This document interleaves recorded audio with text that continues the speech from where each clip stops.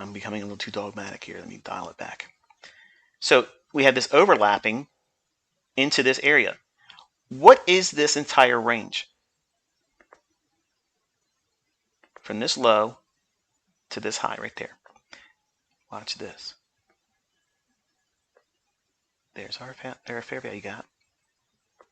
Now, if you know that the algorithm is going to do the same thing you're going to do when you cut your lawn in the springtime, when the grass is growing, you're going to go out there with your mower, or the guy that you're going to hire to cut your grass for you like I do, because I ain't cutting shit.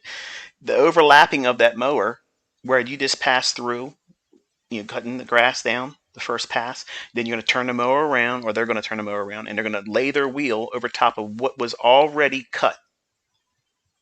So that way there's no seam, right? So when you make a new pass, you're always cutting through, and not leaving that little segment of grass where you got to go, oh, I left a mohawk. You got to go back in here.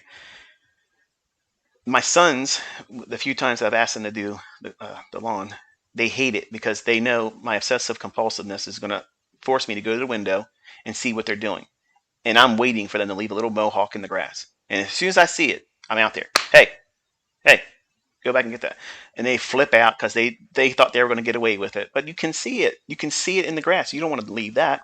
So that's what these little things are here, preventing any little mohawks in the lawn.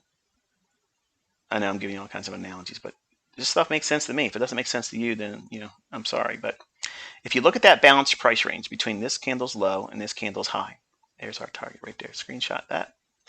And that's the level I told you here too. Pretty cherry picked, isn't it? ICT, you slay me. The range between this low and that high, if we measure that and you get a midpoint level, that is mean threshold. Why? Because we're measuring candlesticks that have bodies. If it were a gap like this fair value gap, the midpoint is consequent encroachment.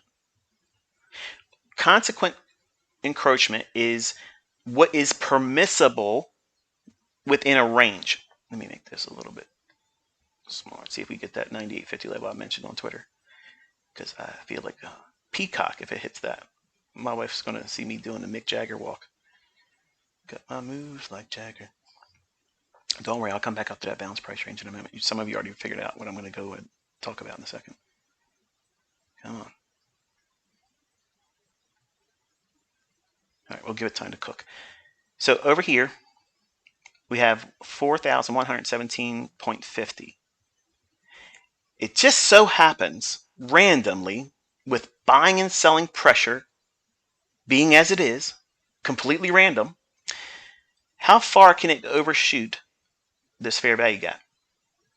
Well, what's the midpoint between this candle's low and this candle's high for that balanced price range?